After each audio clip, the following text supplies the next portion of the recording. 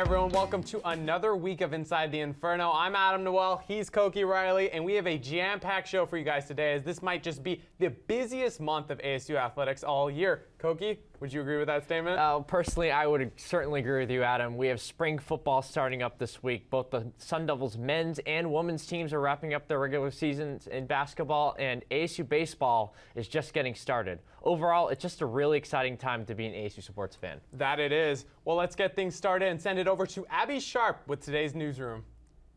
Thanks, guys. First, we'll congratulate ASU Athletic Director Ray Anderson on receiving the Eugene E. Parker Award for Lifetime Service to the Agent Industry on Wednesday.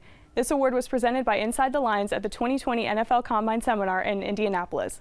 Herm Edwards, Marvin Lewis, and Tony Dungy highlight Anderson's list of clients as an agent. He is one of a few people to work as an athletic director, agent, club executive, and league executive. Number 19 beach volleyball grabbed 2 wins to begin the season against San Francisco and Boise State. They have a weekend filled with top 20 conference games as they head to California to play number 20 Stanford and number 11 Cal this weekend. Gymnastics tied with number 13 Washington on Sunday at Desert Financial Arena. The Devils recorded their highest team score since 2006. They travel to California on Monday to take on Stanford. The swim and dive team is currently at the Pac-12 Championships. On Wednesday, day 1 of the competition, members of the number 17 women's team broke the ASU record for the 800 free relay. The championships continue through Saturday for the women, with the men competing through March 7th. Now back to Koki at the desk with wrestling. It's been a week with many ups and downs for ASU wrestling. After the Sun Devil star wrestler Zahid Valencia's indefinite suspension, the Devils lost to a hot Lehigh team before finishing the week strong thanks to a top 10 win over North Carolina on Sunday. So joining me now to talk about last weekend's matches is Inferno Intel wrestling analyst Nick Zeller-Singh. How are you doing today, Nick? I am doing great. Can't wait to talk about wrestling. So, Nick, after the Sun Devils split the duels this weekend with Lehigh and North Carolina, what grade would you give ASU in the duels season this season? Well, with them finishing 15-2 this season, I would grade ASU an A. And in their 2 losses, they were 1 point away from defeating Ohio State in Columbus, Ohio, and they were Zahidless against Lehigh. Then, in your mind, Nick, who has shined the most for ASU in these last 2 dual meets? Well, I got to give it to the Pac-12 Wrestler of the Week, and that's Shakory Teamer. He won 2 top 20 matchups in these duels, and not only were they huge for him when it comes to seeding, it helped spark a 3-win streak against Lehigh and a 6-win streak against North Carolina as well. So with Valencia possibly out for the Pac-12 championships and the NCAAs, where can we expect the Sun Devils to finish as a team? Well, for the Pac-12, the Sun Devils are now a toss-up with Stanford, and although this will come down to each weight class and bonus points, I'll give the slight edge to the Devils. But for NCAAs, though, the Devils dropped from a top 3 team all the way down to possibly top 12. Nick, thanks for coming on the show. You can check out all of his work at infernointel.com. Now let's go out to Phoenix Muni, where our very own Ashlyn Register fills us in on this past weekend of ASU baseball. With a slow start to the Sun Devils offense this season, the Bats heated up against the Eagles that led to a sweep over Boston College. To start out the series on Friday night, ASU's offense woke up against starting pitcher Mason Pelio of Boston College.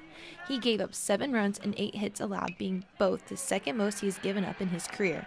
One of those hits came in the first inning with a 3-run home run from Gage Workman, the first for him in 2020.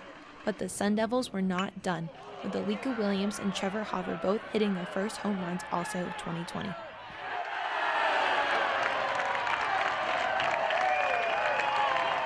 Arizona State went on to win that game 10-4. Today we really worked on just trying to just breathe and just drive everything up the middle. And I stayed with the approach and got the pitch to hit and finally got it. So I feel a lot comfortable. Saturday night was no different, with Spencer Torkelson hitting his 3rd home run of the season and Hunter Trump adding a homer in the 6th inning. But Trevor Hopper came up with one of the biggest bats of the game with a 2 RBI single up the middle to put ASU up 5-2.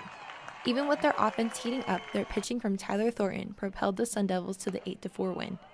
Thornton got his first win of the season, going 6 innings, striking out 5 and only allowing 2 runs and a walk. I felt pretty good. I was just trying to stay in the zone, pounding fastballs until they proved they could hit it, and it worked out pretty well today. With the series clinched from Friday and Saturday, the Sun Devils looked for the sweep over Boston College. Spencer Torkelson and Trevor Hopper both hit home runs again in the 8-4 victory, but it was Arizona State's bullpen that got the team out of tough spots. 6 relievers combined for 5 innings and 0 runs. The start has been really good. Bullpen's been really good. Everyone's just been doing their job. Just everyone's buying in. Even with scoring combined 26 runs in the 3-game series against Boston College, Coach Tracy Smith is still not satisfied on where the offense is at. Well, I mean, I don't think we're offensively. I don't think we're where we want to be right now. We're getting, we're stuck in a couple big hits, but just consistently top to bottom, not where we want to be. Keep hammering home. We're going to win on pitching and defense. And I thought we pitched the baseball for the most part really well this weekend. I thought we played defensively and made them earn every base, save a couple plays. But other than that, I thought we played solid baseball. But we're still a tick off offensively. Would be my overall take. The Sun Devils would look to continue their win streak this season against New Mexico State on Tuesday, February 25th. For Inferno Intel, I'm Ashlyn Register. Before last weekend's set of games, the Sun Devils found themselves starving for some offense and left with a 2-3 overall record. Now, ASU's record stands at 6-3 after a 3-game sweep of Boston College and a walk-off win against New Mexico State Tuesday night. A big reason for the turnaround has to do with the offense. As a team, they've scored a combined 32 runs in the last 4 games, compared to amassing just 12 runs in their first 5 games. Outfielder Trevor Hauer has 5 hits and 2 home runs in his last 4 games, hitting behind first baseman Spencer Torkelson, who has been walked 11 times to start the season. Third baseman Gage Workman and shortstop Alika Williams have started to wake up offensively as well, combining for 8 RBIs in their last 4 games. The stellar pitching has been the one area the Sun Devils have shown consistency so far this season. Sophomore lefty Eric Tolman has been impressive, racking up 20 strikeouts in just 11 1/3 innings. Right-hander Boyd Vanderkoy has pitched 7 innings or more twice and has given up just 2 earned runs in that span. The number 13 ranked Sun Devils will need to continue their strong pitching performances and improve offense as they face a struggling Nebraska team who have lost 5 straight. And look out for Williams or Workman to have a huge weekend, as the two have shown signs of breaking out of their offensive funk. It was a rough weekend for ASU softball in the Mary Nutter Collegiate Classic, as the team suffered 3 defeats at the hands of Florida, Notre Dame, and Cal State Fullerton. Joining me now in studio is ASU softball analyst Conor McGill. How are you doing today, Conor? I'm doing great, Koki. So, Conor, what went wrong for ASU softball this weekend? Well, you know, Koki, their offense really wasn't clicking this weekend, unlike past weekends where ASU softball has kind of blew up in regards to hitting. This week, that wasn't like that for them. They made some errors that really cost them at the end of this tournament. So, despite the losses, the Sun Devils are still ranked as the number 17 team in the nation. With that said, what has kept ASU relevant within the polls?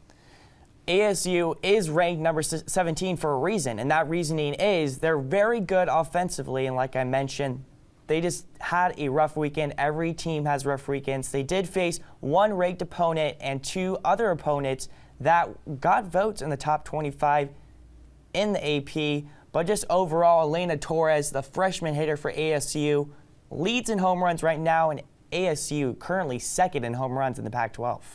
The Sun Devils are back at home this weekend for the Sun Devil Classic. What can we expect from the team this weekend? I think you're definitely going to expect a team that's going to be eager for wins. The toughest challenge for the weekend is going to be Wisconsin. I predict the team is going to go 4-1, maybe lose 1 to Wisconsin there, who had 10 votes in the top 25, but it should be a pretty easy week for ASU. You can see all of Conor's work at infernointel.com. Now let's flip the desk over to Adam and Jerry for updates on ASU men's tennis. Thanks, Koki. Following a 2-week road trip, ASU men's tennis returns to Tempe with a match this Friday against UNLV. The Sun Devils enter the weekend with a 3-5 record, but have lost 4 matches against ranked opponents this season, including a loss to number 2 Ohio State earlier this month. Joining me now at the desk is Inferno Intel tennis reporter Jerry Walker to talk about the team. Jerry, thanks for coming on. Thanks for having me, Adam. Jerry, so for you, what have been the bright spots of this team that has been shown at this point of the year? Well, you mentioned the match with Ohio State, and despite losing 7-0, Andrea Bola and Tim Rule managed to upset the number 1 doubles pair in the nation. Beside that, though, the team has had 3 home matches and are only 2-1 in those, with the only loss coming against number 8 TCU. And you mentioned some of those losses to those ranked opponents. It's been a tough schedule early for these Devils, but how has that prepped the team for the rest of the season? Well, anytime you start with a hard schedule, especially one on the road where 4 of the first 5 matches have been against top 20 teams, it will benefit the team further down once they start Pac-12 play, which involves playing 5 ranked teams, including the current number 1 USC. And you mentioned USC, but what's coming up next for these Sun Devils? Well, looking ahead, the Sun Devils host UNLV on Friday, who UNLV started the season on fire, 10-0. But this starts a 4-game homestand for the Sun Devils before they start Pac-12 play on March 20th. Well, Jerry, I appreciate you coming on the show, and you can check out all his work at infernointel.com. Now we'll go out to Desert Financial Arena, where our very own James Malamus recapped last weekend's upset win over the Oregon Ducks.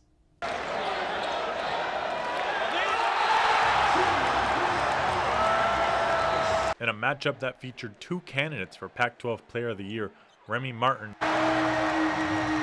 and Peyton Pritchard, ASU upset the 14th-ranked Oregon Ducks. Martin struggled on the night, only having 11 points, and to make things worse, he got hit in the face twice in the same possession that made him leave the game for some time. Pritchard struggled too, only having 18 points, but a majority of them coming late in the game. It was Alonzo Verge and Rob Edwards that stepped up for the Sun Devils. The two combined for 50 points. Last time these two teams met, Verge was held to no points. This time, he scored 26. Head coach Bobby Hurley recognizes Verge's growth from the start of the season until now. I mean, you see it enough, you know that eventually it has to come together. And he, again, he had that 3-game stretch that I thought would have been his stretch back in Connecticut, and it didn't. You know, he wasn't available for that. And then to again, it's an adjustment playing with Remy, and then going again, not having the basketball as much and finding his way. And they're doing a good job of playing off each other more too, where like they have, you know, ultimate trust now, I think, in both of those guys making plays out there. An ASU team that started 1-3 is now 18-8 and have rattled off 6 victories in a row. That's the longest conference win streak since the 1981 team had 11 in a row. This win streak places Arizona State only half a game back of first place in the Pac-12 standings. Alonzo Verge says that this win streak means a lot for the team. It means a lot. Absolutely, it means a lot. That's something that hasn't happened in a long time, and it's something that we've been working towards. We struggled early on in the season. It just shows the fight in us and and everything that we've been through. We just adversity. It didn't stop us. We kept going, and it's a big thing for Coach and us as a team. Tied for second in the Pac-12 with only 5 games remaining puts the Sun Devils in great position, not only for the Pac-12 tournament, but for the NCAA tournament as well. The Sun Devils' next game is back at home against Oregon State as ASU looks to make it 7 in a row. In Tempe, James Malamus, Inferno Intel. The Arizona State Sun Devils followed up that upset win over number 14 Oregon with a 74-73 victory over Oregon State. The team now carries a 7-game winning streak and sit atop the Pac-12 standings. That coming from a group that began conference play with a 1-3 record and whose tournament aspirations seemed all but lost. The Sun Devils now find themselves projected in the field of 68, with ESPN's most recent bracketology penciling them in as a number 9 seed.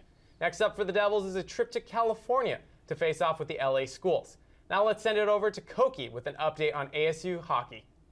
For ASU hockey, the waiting game begins. After finishing the regular season this past weekend with a pair of defeats to Wisconsin on the road, the Sun Devils are in a tough spot.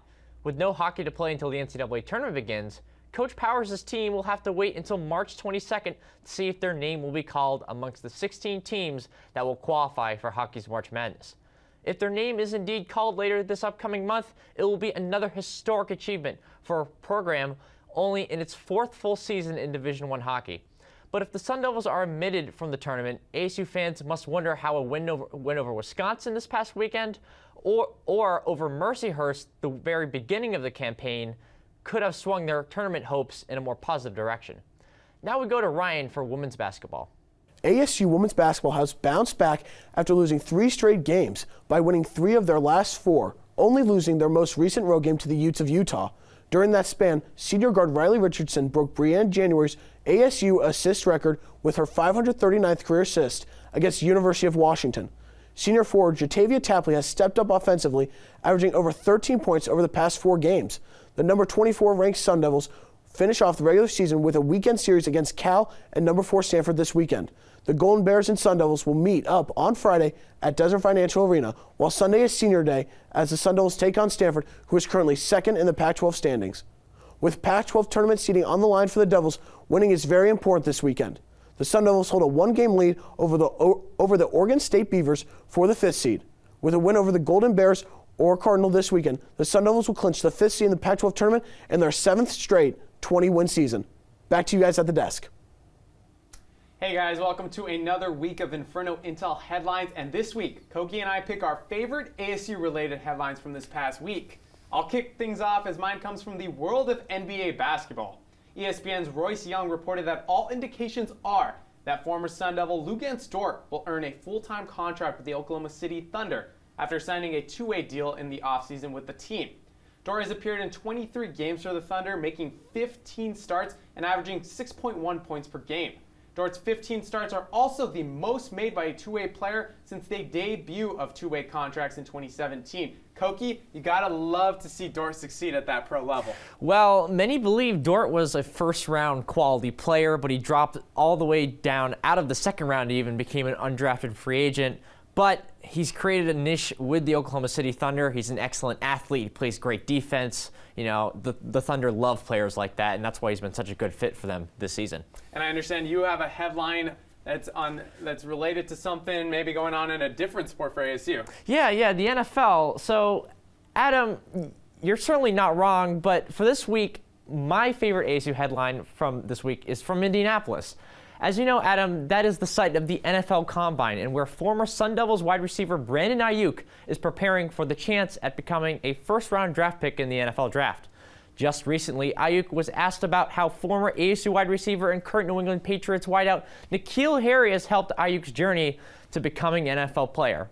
In an interview with the Boston radio station WEI, Ayuk said, quote, "N'Keal is a great player. Last year from him, I learned confidence. You talk to N'Keal, he's a really confident person." So that was one of the main things I took from him last year. When he decided to sit out the bowl game and I played in his spot, but the main thing he talked about was confidence, and close quote. You never know, Adam. Perhaps Bill Belichick will bring in another former Sun Devil to catch some passes for Tom Brady this season.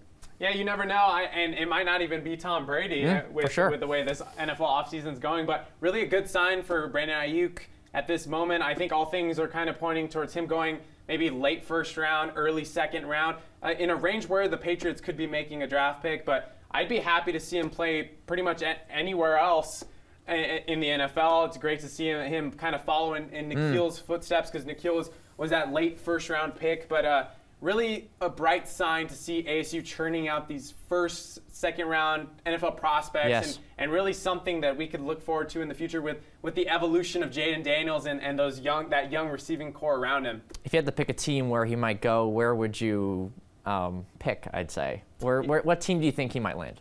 Okay, I'm going to say it because they speculated about it last year, the Arizona Cardinals. I think it makes sense to bring in someone. Obviously, Larry Fitzgerald, we don't know if he's going to play this next year, but it could be someone to take up that big shoulder the load, and someone who's going to be obviously a hometown favorite and someone who could succeed with the Cardinals.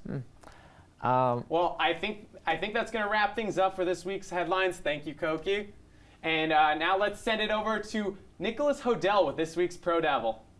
Thanks, Adam. Even though this week's Pro Devil has not been guiding the headlines like Dort has, Cylon Cheatham is currently on a roll in the NBA G League. A two-way player in the New Orleans Pelicans organization, Cheatham is averaging a double-double with the Erie Bayhawks for the season, and has double-doubles with at least 15 rebounds and 15 points in each of his last 4 games. In fact, his 16 rebounds per game over his last 5 leads the G League. Despite his G League performances, Cheatham has only had 3 NBA appearances with minimal impact for the Pelicans, with his last NBA appearance coming at Detroit back on January 13th. Well, that'll do it for today's show. Big thanks to everyone who came on today, and you can check out all their work at infernointel.com. Also, be sure to follow us on Twitter at Inferno Intel. Thanks for watching.